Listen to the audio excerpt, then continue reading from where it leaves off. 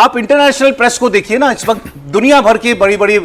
Media houses, बड़ी magazines, economist ने क्या लिखा, वॉशिंगटन पोस्ट ने क्या लिखा, तो आपको पता लगेगा कि दुनिया भी देख रही है कि ये इस बार जो हुआ है ये एक्स्ट्रा ऑर्डिनरी से भी बड़ा कुछ शब्द अगर है तो वो है। जैसे वॉशिंगटन पोस्ट का क्योंकि अभी का है, तो उसमें उन्होंने लिखा है कि BJP is consolidating power just as India takes its place among the world's great powers, और उस वहां बीजेपी कंसोलिडेट कर रही है। More votes have been cast for Modi than for any politician in human history.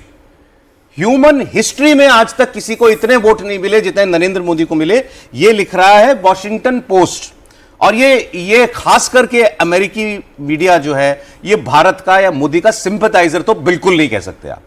वो ये बात कह रहा है। इकोनॉमिस्ट का एक पूरा आर्टिकल है, और मुझे उसका ऑथर नहीं मिल रहे हैं, कौन है वो, हिंदुस्तानी है या विदेशी है ये पता लगे।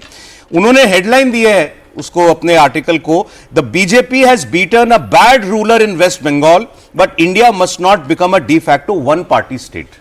अब ये वो चिंता में कह रहे हैं कि इंडिया वन पार्टी स्टेट ना बन जाए इंडिया, लेकिन वन पार्टी स्टेट उनको बनती हुई दिख क्यों रही है? क्योंकि उनको और कोई नजर नहीं आ रहा कि भाई बंगाल जैसा स्टेट भी जो है वो 2/3 बहुमत दे रहा है, तो इसके बाद फिर उनको भी दिख रहा है कि दैट मीन्स कोई और ऑपोजिशन बचा नहीं है उस रूप में। बिल्कुल सौरभ, और एक चीज अगर देखें कि जब ये बात कही जाती है तो एक तो अपोजिशन की ताकत उनको भी दिख रही है कि कितनी क्रमशः कम होते जा रही है। दूसरा, प्रधानमंत्री नरेंद्र मोदी की ये जो ताकत है ना, इससे दुनिया के देशों के साथ आपके रिश्ते में फ़र्क पड़ता है, आपके बार्गेन में फ़र्क पड़ता है कि अगर देश की आबादी, इतनी बड़ी आबादी पीएम मोदी के साथ है और वो जब टेबल पर बैठते हैं किसी दूसरे देश के काउंटर पार्ट के साथ, तो वहाँ पर फिर जो दोनों देशों के बीच जो बातचीत चलती है, समझौता जो चलता है, उसमें पीएम मोदी के पास ज़्यादा बड़ी ताकत रहती है कि इतने सारे लोगों के प्रतिनिधि के तौर पर मैं बैठा हूँ। और एक चीज़ और कि बीजेपी का अपना जो ढांचा है ना, जो वो चिंता जता रहे हैं कि वन पार्टी सिस्टम नहीं होना चाहिए, निश्चित तौर पे किसी भी डेमोक्रेसी में कहा जाता है कि वन पार्टी सिस्टम नहीं होना चाहिए, लेकिन बीजेपी का अपना ढांचा सौरभ चेक एंड बैलेंस के लिए अपने आप में बहुत काफ़ी होता है। बाकी दलों के से तुलना कर रहे हैं और बीजेपी के अपने इंटरनल ढांचे को अगर आप देखें,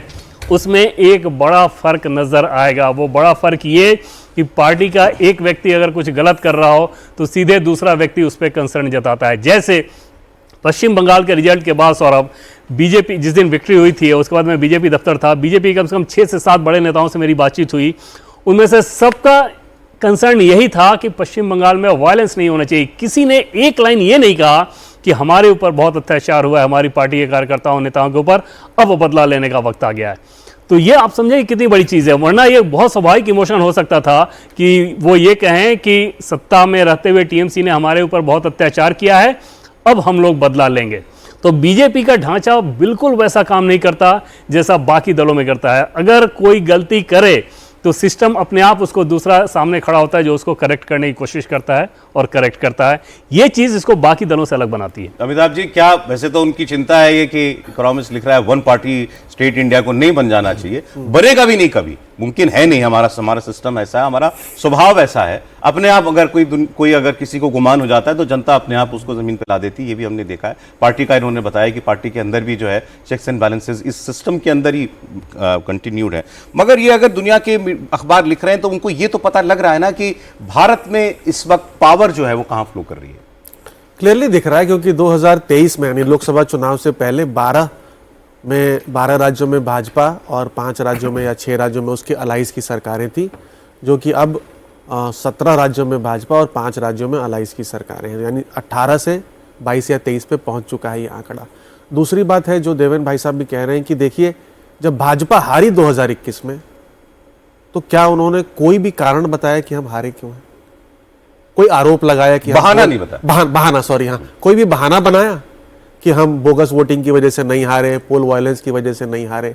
और आप अब देखिए कि जो पार्टीज हारी हैं, यानी कांग्रेस जो एक राज्य जीती है केरल, और जो राज्य हारी है मान लेते हैं बंगाल या तमिलनाडु, वो जिस राज्य में जीत रही है उसमें तो उसको पब्लिक सपोर्ट मिला है, बट जिस राज्य में वो हार रही है वो उसके करेक्ट रीजंस को आइडेंटिफाई नहीं कर रही है और आरोप लगा रही है कि वो एसआईआर या वोट चोरी की वजह से हारी है। सबसे बड़ा डिफरेंस ये दोनों पार्टीज में यही है आज की डेट में, कि जब भाजपा हारती है तो वो ड्राइंग बोर्ड पे वापस जाती है, उस रीजंस को एनालाइज करती है, माइक्रो स्ट्रैटेजीज बनाती है उन रीजंस को या कारणों को टैकल करने के लिए, और फिर 2 साल 3 साल 5 साल में वहां पर इमर्ज होती है विक्टोरियस।